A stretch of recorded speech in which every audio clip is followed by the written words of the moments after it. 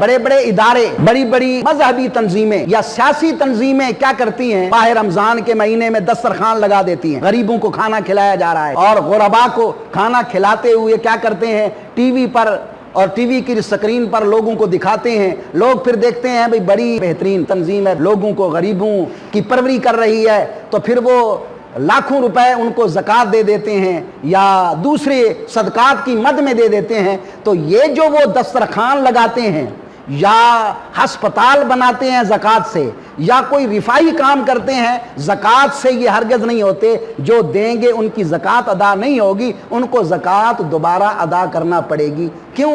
اس کی وجہ کیا ہے؟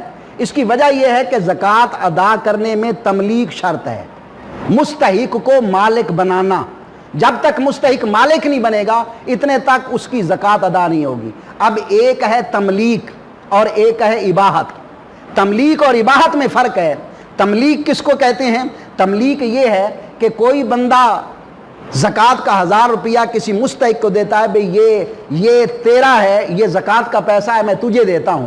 اب اس نے 1000 روپے سے اپنا تعلق اس طرح منقطع کر دیا کہ اب وہ 1000 روپے میں تصرف نہیں کر سکتا، تصرف اب کرے گا تو وہ مستحق کرے گا، ہر لحاظ سے اس کو تصرف کی اجازت دی گئی ہے۔ یہ ہے مالک بنانا۔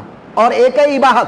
اباحت کیا ہے؟ کہ مثلا آپ زکوٰۃ سے روٹی لے لیں، سالن لے لیں، کھانا لے لیں، اور فقیر مستحق کو کہیں بھئی یہ کھا لو۔